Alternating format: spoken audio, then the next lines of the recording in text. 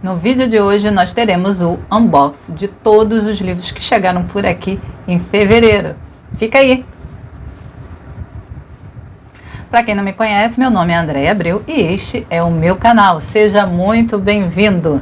Aqui nós falamos de livros, leituras, um pouquinho de papelaria, nós falamos de Kindle também e tudo o que tiver a ver com esse universo. Vem comigo!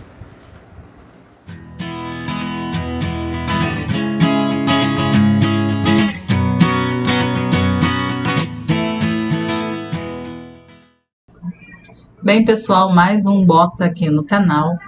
E chegou por aqui 2 pacotes cheios de novidades maravilhosas. Eu vou começar abrindo esse daqui para a gente descobrir o que temos aqui. Olha só, nós temos 3 livros excepcionais e eu quero começar a conversar com vocês sobre esse primeiro livro, A Imaginação Educada, do Northrop Frye. Nossa, unboxing também é um livro que eu estava aqui já muito curiosa, já faz um bom tempo. Contra a capa dele. Vou deixar aqui na tela, aqui no rodapé, ou no meio da tela, como eu costumo fazer, o IG da pessoa que fala muito desse livro. Ela é uma professora formada e ela comenta muito sobre esse livro do Northrop Frye, A Imaginação Educada, da Vide Editorial. E vamos ler um pouquinho aqui. A contracapa diz assim: o que é literatura? De que adianta ensiná-la? Como se deve ensiná-la? Desde qual idade e começando por quais livros?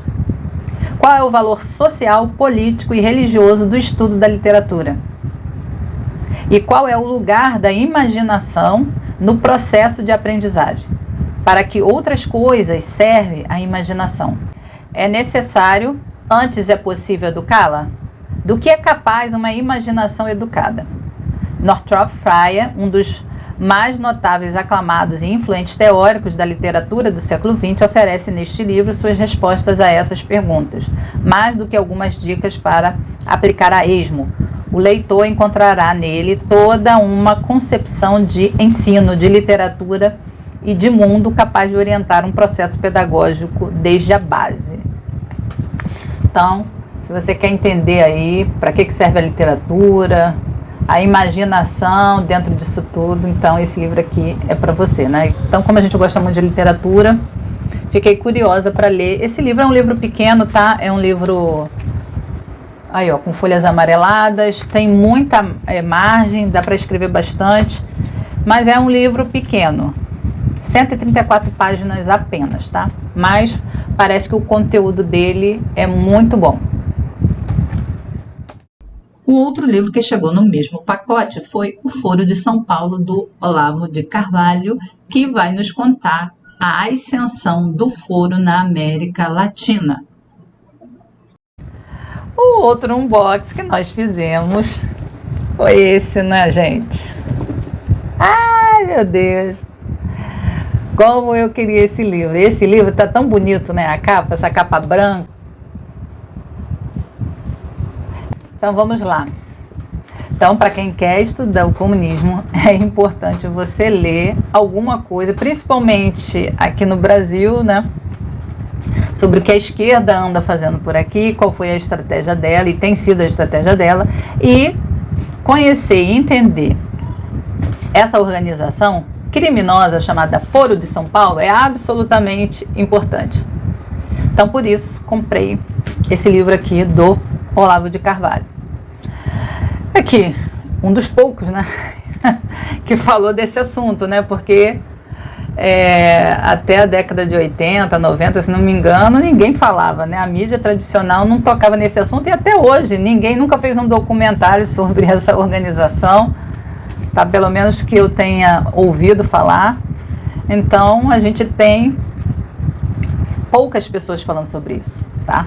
Então, vamos lá. O que diz aqui a contracapa? Nunca se viu no mundo, em escala tão gigantesca, uma convivência tão íntima, tão persistente, tão organizada e tão duradoura entre a política e o crime. Em 1990, por iniciativa de Fidel Castro e Lula, acontecia em São Paulo o primeiro encontro de partidos e organizações de esquerda da América Latina e Caribe. O encontro, que mais tarde seria conhecido como Foro de São Paulo, reuniu dezenas de partidos políticos e organizações criminosas como as Farc e o MIR chileno. Desde então, as articulações estratégicas entre políticos, ditadores e terroristas ditou os rumos da vida política latino-americana com o silêncio conivente da grande mídia. Voz clamando no deserto durante décadas, Olavo de Carvalho dedicou muito do seu espaço na imprensa à denúncia desse esquema de poder que esteve à frente de nações inteiras. Os textos aqui organizados por Carlos Felice e Evandro Santos de Albuquerque reúnem o melhor desse trabalho que após mais de 30 anos segue atual como nunca. Entendeu? Então, pessoal, durante muito tempo, desde 1990, quando foi criado, não se falava. Tem até uma entrevista com o Boris Casoy, onde o Boris questiona o Lula a respeito do Foro de São Paulo. E o Lula chama a atenção de forma assim, muito assintosa, né, dizendo que não existia e tal, e dizendo para o Boris Casoy que o Boris Casoy não deveria comentar sobre esse assunto, como se numa democracia pudesse existir algum assunto que não se possa ser conversado, falado, questionado. Deixa eu tirar uma outra dúvida que toda hora aparece, especialmente no noticiário internacional. Fala-se, eu não acredito nisso, mas eu quero colocar isso na entrevista, de uma aliança, de um eixo Chaves, Fidel e Lula. Ô Boris, você sabe que isso é no mínimo uma piada de mau gosto, claro. E eu te aconselho até não repetir isso no vídeo. Porque... Quero esclarecer que essa história não é uma história minha, é uma história que rola a todo momento na imprensa internacional, que eu queria ouvir, o que eu já esperava ouvir, sem dúvida nenhuma, de que isso é uma invenção absurda, provavelmente dos seus adversários políticos. Ô Boris, primeiro ainda voltando à questão internacional, não é a imprensa internacional que diz isso. Nós temos um jornalista que deve ser um grande picareta em Miami, que escreveu isso. Foi só nesse jornal de Miami que saiu essa matéria. E agora nós vamos para o último livro do nosso primeiro pacote de unboxing de hoje, que é o livro Viagens aos Confins do Comunismo, do Theodor Dalrymple. Livro sensacional que eu estava ansiosíssima para que chegasse e estou muito contente que ele chegou. Outro livro. Ai, meu Deus, que a gente fez um box aí, vocês viram, é esse aqui, maravilhoso. Eu estava muito ansiosa pela chegada desse livro. Esperei esse livro entrar na promoção, mas foi muito difícil, então eu comprei logo. E é um livro que eu estou super ansiosa para ler. Deixa eu mostrar um pouquinho dele aqui. A lombada. Maravilhoso. A capa dele. Do livro do Theodor Dalrymple. Tá? Viagens aos Confins do Comunismo, da editora Realizações. Ai, gente, como eu esperei esse livro. Deixa eu dar uma lida para vocês. Eu já tenho um outro livro, esse é meu segundo livro do autor. O outro livro do autor tá até aqui na parte interna. É esse livro aqui que eu tenho dele, tá aqui na estante já. Só que esse livro aqui que eu tenho dele, eu comprei no sebo, tá? Então foi baratinho. Acho que foi 20 e poucos reais e na Amazon tava na época 78, tá? Então uma diferença muito grande. Por isso que eu falo com vocês, comprem no sebo. Então, eu tenho esse livro, Nossa Cultura ou O que Restou Dela, e agora eu tenho esse aqui. Então, vamos lá.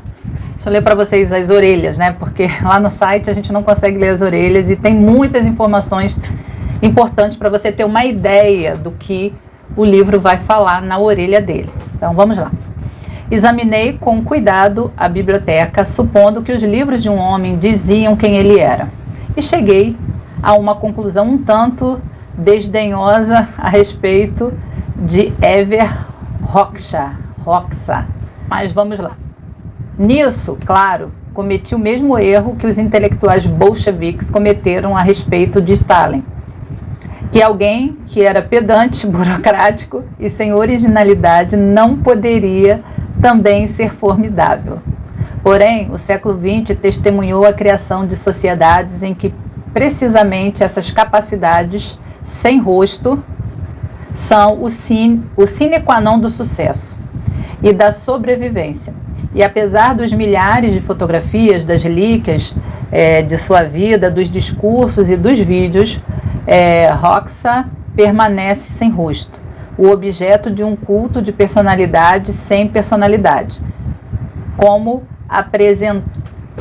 apresentado no museu. Ele só viveu no sentido em que vive um zumbi haitiano. Ele falava uma forma de linguagem que somente os desmorridos usam.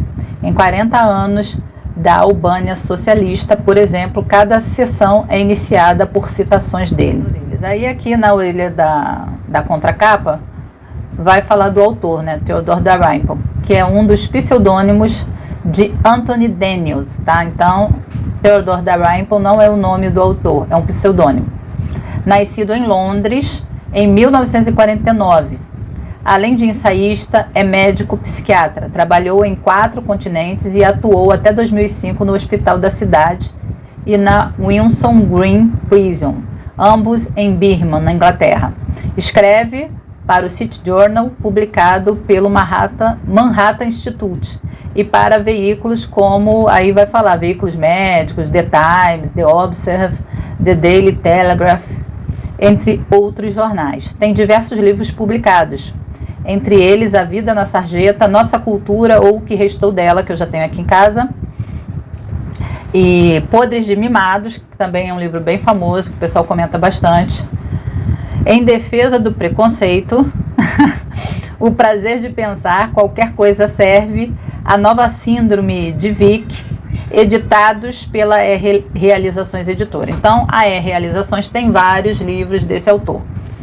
E aqui, na contracapa, atrás diz assim, 1989, ano de revoluções. O fracasso do comunismo na terra que primeiro o adotou era evidente aos olhos de todos, e o espectro da liberdade rondava o leste europeu. Mas, no começo do ano, restavam na periferia do mundo comunista alguns poucos estados cujos líderes se recusavam a entender o que a história estava dizendo e que ainda se dedicavam a perpetuar seu poder absoluto. Foi para estes países que Theodore Dalrymple se dirigiu, começando em abril com a Albânia e indo depois para a Coreia do Norte, Romênia, Vietnã e Cuba, para ver o que o marxismo tinha feito. O resultado é uma mistura comovente e instigante de jornalismo turístico e história contemporânea, um tratamento pungente de um modo de vida moribundo. Durante a redação do livro, o ditador romeno, enfim, foi derrubado. Qual será o próximo? Então, é isso que temos aqui nesse livro, tá? Um relato dessas viagens que o autor fez a essas ditaduras, resultou na escrita desse livro aqui. Bem, estes foram todos os livros que chegaram no primeiro pacotinho aqui em casa e eu já mostrei para vocês. Vamos para o próximo?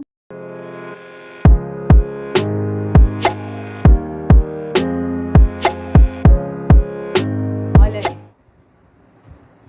Chegou por aqui, para mim, essa guerra cultural, ainda dentro daquela temática que eu disse para vocês que eu estou estudando, né, do comunismo. Então, vocês sabem, né, eu gosto de política, então, muito legal esse livro aqui. Eu nem lembro, pessoal, quem me indicou o livro, se foi por indicação ou se foi eu pesquisando no site da Amazon, outro livro, e aí ela sempre sugere livros, né, que tenham a ver, sejam relacionados, interrelacionados. E aí eu peguei esse livrinho aqui. Então vamos abrir. Deixa eu dar uma olhadinha como é por dentro. Por fora ele tem essa capa aqui super super pop. Uma capa bem pop, eu diria. Vejam aí a contracapa. Então vamos dar uma olhadinha aqui por dentro. Folhas amareladas. Esse livro é da editora Avishara. Vocês viram aí o unboxing que eu fiz dessa belezura aqui nas minhas mãos. E agora eu vou ler um pouquinho aqui da contracapa, da capa e da contracapa, para vocês entenderem a respeito do que é esse livro. Né? É lógico, além do título, que já dá uma boa esclarecida, né? Guerra cultural. Aí diz aqui ainda na capa, em letras menores, como o pós-modernismo criou uma narrativa de desconstrução do Ocidente. Entre aspas, uma frase de Jordan Peterson, que diz assim: corajoso e muito relevante para entender os dias atuais. Está aqui na frente, Jordan Peterson, editora Aves Raras. Aves Rara. Aqui a lombada. Então vamos lá. Orelhas. Com base em uma detalhada análise filosófica, Stephen Hicks explica como determinadas ideias, a reação cética ao iluminismo, as premissas coletivistas e a consciência da crise do socialismo real serviram de fundação para a emergência da nova esquerda pós-moderna. Essas ideias foram adotadas não apenas por motivos teóricos, mas também políticos. O relativismo e o niilismo presentes nas ideias pós-modernas permitem que a esquerda possa, de uma só vez, subjugar seus adversários e manter sua fé num projeto coletivista que a história já demonstrou inviável. Na contracapa, a orelha da contracapa diz assim: o pós-modernismo é definido por uma atitude de ceticismo, ironia ou rejeição aos estudos consagrados de toda a trajetória humana. Frequentemente propõe a flexibilização de conceitos ou tenta ressignificar ideias, a fim de estabelecer suas narrativas, quase sempre impossíveis de ser verificadas. Afinal, sua proposta é manter-se no ambiente das incertezas, e essa é a sua principal arma política. Aí vai falar um pouquinho sobre o autor. É um filósofo canadense com mestrado pela Universidade de Guelph e doutorado por uma universidade americana, pela Indiana University, e ele leciona na Rockford University. Então é isso, pessoal. O sumário. Então é isso. O que é pós-modernismo? É o ataque do contra-iluminismo à razão, o colapso da razão no século XX, a atmosfera do coletivismo, a crise do socialismo, estratégias pós-modernas. E aí tem uns apêndices aqui. Liberdade de expressão e pós-modernismo, da arte moderna e pós-moderna, e agradecimentos, com bibliografia e notas finais. Então vamos agora para o nosso último recebido pago desse mês, que é um livro também que eu tenho muita curiosidade em ler, e o nome é O Meu Nome é Número 4. Esse é o nome do livro. Uma história real da Revolução Cultural Chinesa da Qin Xinye. Esse é o nome da autora. E a editora é a Casa da Palavra. Então, vocês podem ver a diagramação razoável, tem boas margens, a letra um pouco pequena, mas nada que atrapalhe. Então, vamos falar sobre esse livro? O outro livro que chegou por aqui foi esse aqui, que eu comentei com vocês. Acabamos aí de fazer um unboxing dele. Meu Nome é Número 4.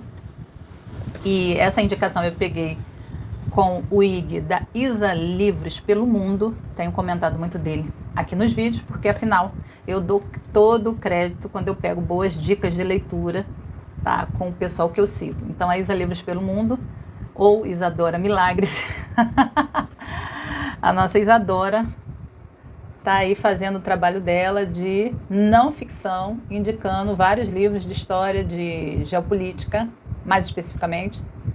E esse é um livro que ela falou bastante lá no IG dela, e como eu estou reunindo livros sobre a China comunista, então ter o relato das vítimas que viveram dentro desse regime é importantíssimo, né? Porque cai por terra com toda essa propaganda que nós temos aqui no Brasil a respeito desses regimes, né? Que são maravilhosos, que ninguém passa fome, que todo mundo tem casa, carro, tem tudo.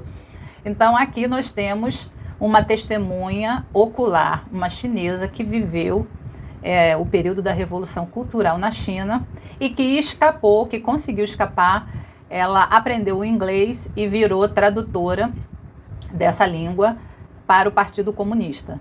E parece que em 1987 ela conseguiu escapar da China, e aí ela começa a escrever os seus livros de memórias contando o que ela vivenciou lá. Eu vou ler para vocês aqui a contracapa, tá, do livro. E diz assim: uma história pessoal de sobrevivência e coragem no período mais perturbador da história recente da China.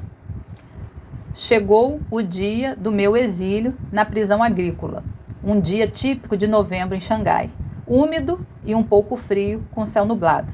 Meus 2 irmãos mais velhos silenciosamente amarraram com cordas de palha grossas minhas caixas de madeira e meu colchonete para a viagem longa e difícil. 1 hora depois deixei minha casa pensando se um dia voltaria a andar por aqueles 3 cômodos, dormir na cama de tia-avó ou ficar de pé no pátio interno e olhar para cima, para o quarto onde meus pais tinham vivido e morrido.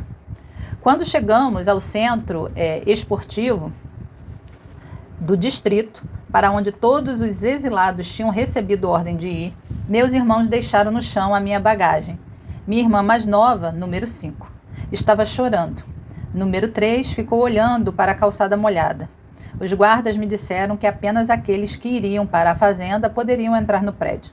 Tinha chegado a hora dos meus últimos momentos com minha família. Comecei a chorar alto.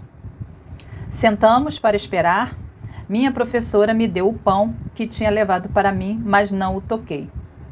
Orgulhe-se de si mesma, Xiaoyi, disse, tentando me alegrar. Você pode ter apenas 16 anos, mas não é covarde. Então, você tem aí esse relato aqui na contracapa. Vamos ver o que diz as orelhas.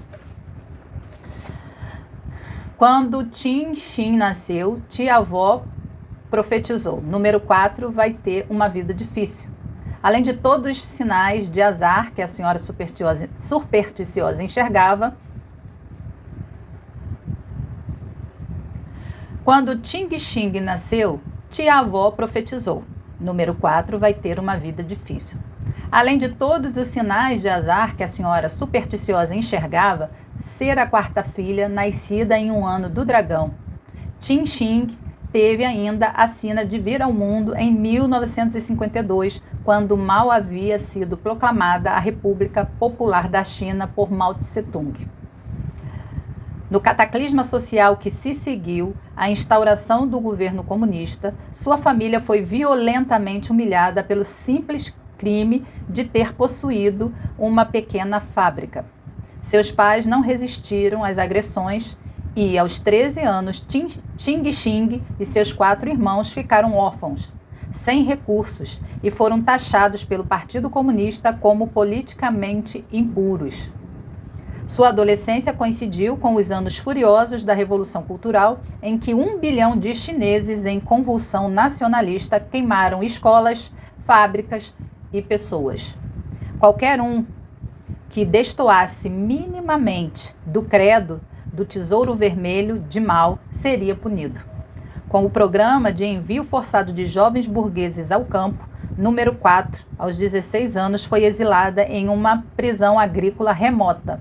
Lá ela suportou, vamos continuar na outra orelha, lá ela suportou humilhações inimagináveis por 6 anos, sobrevivendo a doenças e a espancamentos, até conseguir, numa raríssima concessão do governo, uma vaga de estudante na Universidade de Pequim.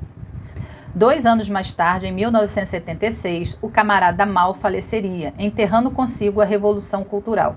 Em 1987, quando o país dava os primeiros passos para se tornar uma economia de mercado, número 4 desertou e passou a morar no Canadá, de onde recompõe em livros sua vida nesse dramático período na história da China.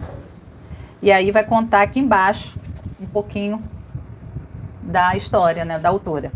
Ting Xing Ye nasceu em Xangai em 1952 e depois dos eventos descritos nesse livro tornou-se intérprete de inglês para o Partido Comunista Chinês.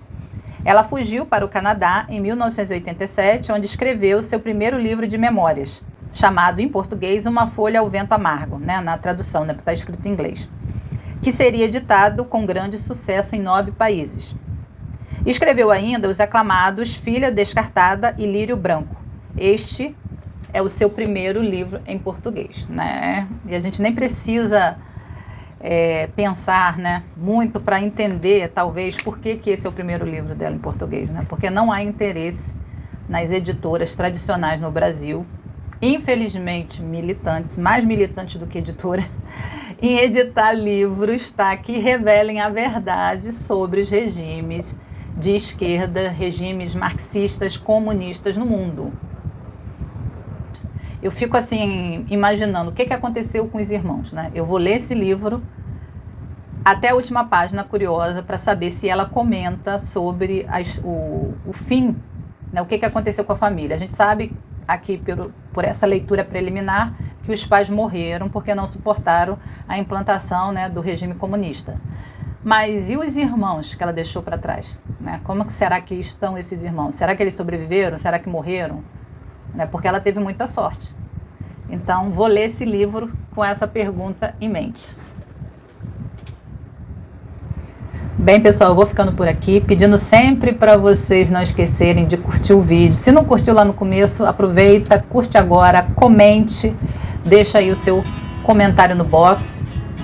Se você ainda não for inscrito, aproveita, se inscreve aqui no nosso canal, ativa o sininho das notificações para que você sempre seja informado dos próximos vídeos. Eu vou ficando por aqui hoje e até o próximo vídeo. Tchau!